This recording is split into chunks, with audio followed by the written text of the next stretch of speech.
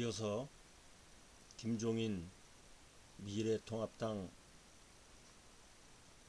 총괄 선대위원장 회고록 발췌 제4회 이어서 소개드리겠습니다. 재벌의 사주로 정보기관의 뒷조사를 수차례 당했다. 재벌은 정보는 돈이라는 사실을 알고 움직이는 사람들이다. 이 사진은 설명 안 드리겠습니다. 김 전 대표는 재벌은 정보는 곧 돈이라는 사실을 아주 잘 알고 움직이는 사람들이라고 했다.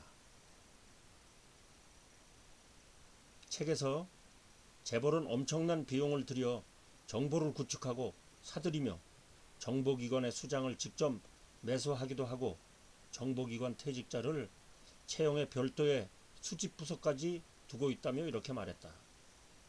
노태우 정부 청와대 경제수석 시절 재벌이 사주한 정보기관의 뒷조사까지 수차례 당했다고 주장했다.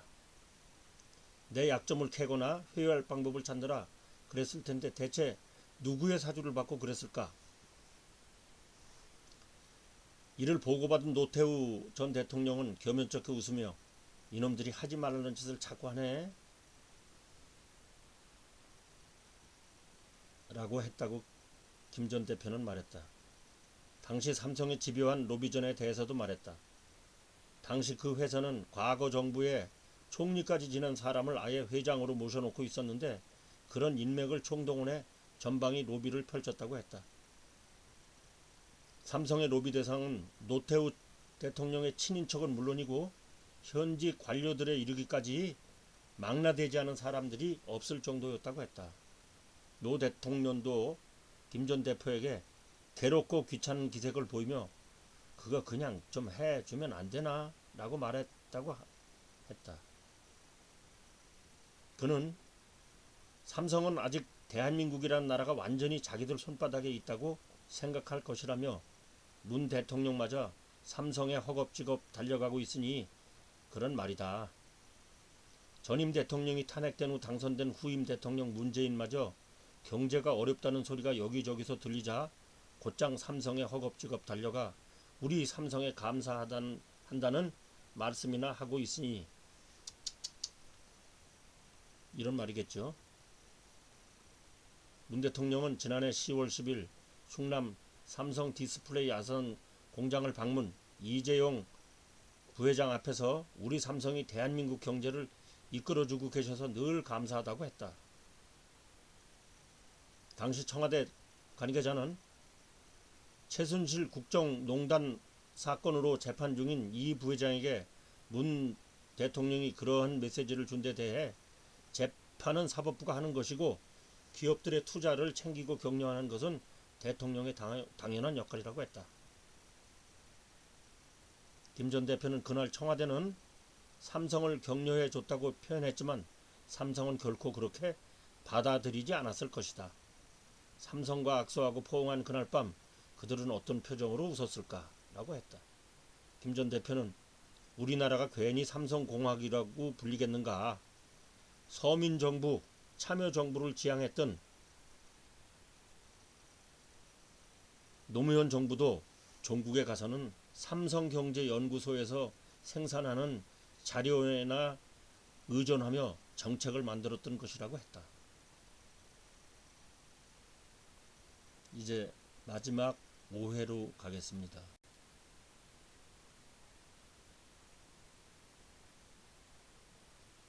한국의 온전한 대통령은 없다. 고장 되풀이다는 차를 놔두고 언제까지 운전사탄만 하겠느냐.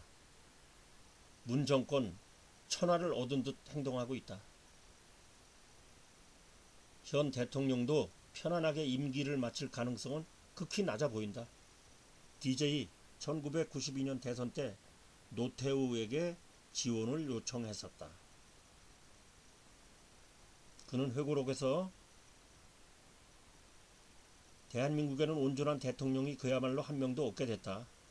언제까지 근본을 바꾸지 않고 국민이 최악 또는 차악의 선택을 반복하게 할 것인가? 그는 회고록에서 수차례 똑같은 고장을 되풀이하는 자동차를 두고 언제까지 이것을 운전사의 문제라고만 탓할 것이냐며, 누군가 대통령이 되면 그 세력이 모든 것을 가져가는 승자 독식의 정치 구조를 근본적으로 바꾸지 않으면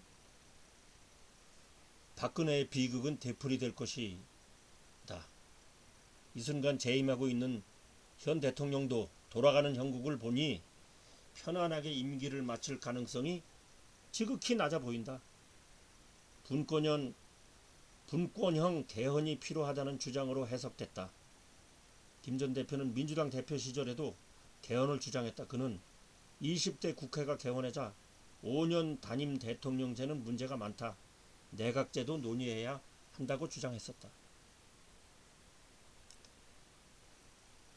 그는 회고록에서 나는 국민 앞에 두 번 사과해야 한다.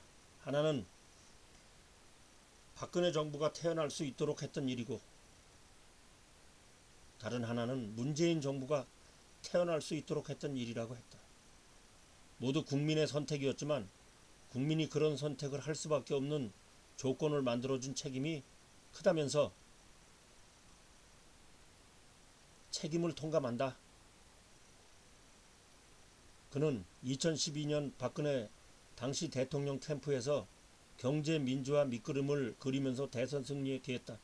2016년에는 총선에서 민주당 대표였던 문재인 대통령의 제안을 받고 민주당 비대위원장을 맡아 총선에서 민주당을 제1당으로 만드는 데 기여했다. 그는 정치 인생 해고를 회색빛 진단과 전망으로 끝내야 한다는 사실이 참 괴롭고 깊은 책임감을 느낀다. 그는 문정부에 대해 마치 천하를 손에 얻은 것처럼 판단하고 행동하는 중이라며, 지금 정부는 19대 대선 결과를 완전히 잘못 읽고 있는 것처럼 보인다며 이같이 밝혔다. 문 대통령은 4파전으로 치러진 87년 대선을 제외하고는 역대 어느 대통령보다 적은 41%의 득표율로 당선된 점의 의미를 제대로 해석해야 한다. 정치인이 선거 결과에 너무 도취되거나 반대로 결과를 무시하면 그런 정치는 결코 성공할 수 없다고 했다. 김 전 대표는 회고록 말미에 짧지 않은 정치 인생에 대한 회고를 이렇게 회색빛 진단과 전망으로 끝내야 한다는 사실에 유감을 표한다. 오늘도 역사 앞에 큰 죄를 짓고 살아가는 기분이라고 썼다. 이어 국민 모두가 한국 정치의 창조적 파괴적 혁신을 결심해야 할 시기라고 했다. 김 전 대표는 회고록에서 1992년 대선, 97년 대선에 얽힌 일화도 소개했다. 92년 대선을 앞두고 김대중 후보의 비서실장에게서 만나자 저는 연락이 왔다. 야당 후보 비서실장이 여당 의원인 나를 왜 만나자고 하는 걸까 의아하게 생각하면서 나갔더니 노태우 대통령이 이번 대선에서 김대중 후보를 지원해 줬으면 좋겠다는 의사를 전했다. 김 전 대표는 현직 노태우 대통령이 여당 후보를 놔두고 어찌 야당 후보를 돕는 것이 상식에 맞지 않는 일이지만 여하튼 대통령에게 그런 뜻을 전달하겠다는 뜻은 전했다. 김 전 대표는 뒤이어 97년 대선에서 김영삼은 이회창 후보가 아니라 오랜 라이벌 김대중 후보의 당선을 오히려 도왔다. 김 전 대표는 김대중은 1992년 김영삼이 대통령이 되자마자 정계 은퇴를 선언, 영국에 가서 치과해버렸다.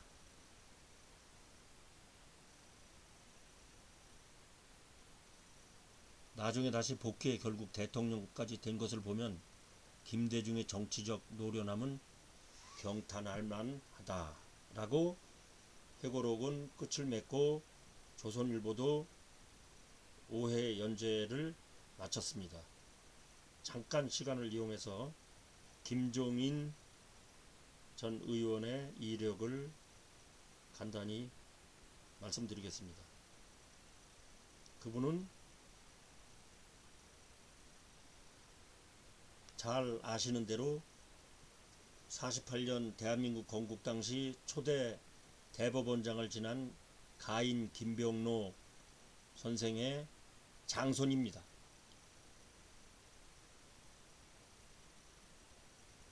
김 전 의원의 아버지는 일제 말에 고등문관 시험 사법과를 붙은 아주 수재였다고 합니다. 그러나 건강이 나빠서 검사를 그저 1, 2년 하다가 44년에 요절할 때 김종인의 나이는 6살이었다 그럽니다. 그러니까 할아버지 그 무릎에서 장손으로 자란 거죠. 그러면서 가인 할아버지의 정치 심부름을 하면서 그 한국의 그 현대사의 그 중요한 대목마다 그 비화들이나 이런 것들을 많이 아는 분이라고 합니다. 태어나기는 경기도 시흥군, 그게 지금은 관악구랍니다. 관악구 신림동, 거기서 태어났고, 또 초등학교 국민학교는 광주에서 나왔고, 중학교도 광주 서석중학교, 아니 서중, 고등학교는 서울의 중앙고등학교, 대학은 외국어대학 독일어과, 바로 독일에 유학해서 민스터 대학에서 경제학 박사 학위를 받고 32살에 서강대학교 조교수에 부임합니다. 그리고 77년, 78년도에 연이어서 박정희 대통령에게 국민의료보험제 도입과 부가가치세 시행을 강력하게 주장을 해서 결국 관철이 되었다고 합니다. 그리고 50 들어서 81년 또 85년 연이어 민정당의 전국구 국회의원을 역임하고 13대에는 자신의 태어난 관악구에서 지역구에 도전을 했습니다만 실패하고 국민은행 이사장을 거쳐 보건사회부 장관, 노태우 정부 시절에 청와대 경제수석을 마치고 또다시 세 번째 비례대표 국회의원이 됩니다. 14대. 그 다음에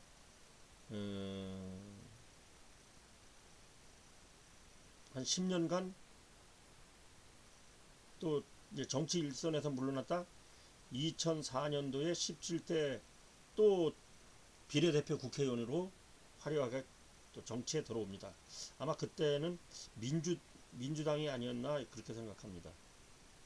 그 후에 그 외국어 대학교, 건국대학교 이런 또 학교에 가서 석좌 교수로 몸담다가 2012년 새누리당 비상대책위원, 또 그 다음에 대선 당시에 국민행복추진위원회 위원장, 이렇게 또 해서 박근혜 대통령을 당선시키는데 기여를 하고, 또 2016년에는 더불어민주당 비상대책위원회 대표를 맡아서 더불어민주당을 일당으로 만들고, 회고록에서 얘기한 대로 이듬해 의원직을 버리고 민주당을 탈당했습니다. 이것으로 이제 새롭게 미래통합당의 총괄선대위원장으로 정치 일선으로 컴백하신 80대 노정객의 회고록과 그분의 이력을 여러분들한테 소개해 드렸습니다. 늦은 시간 함께 해주셔서 감사드리고 건강하게 좋은 날 또다시 뵙도록 하겠습니다. 감사합니다.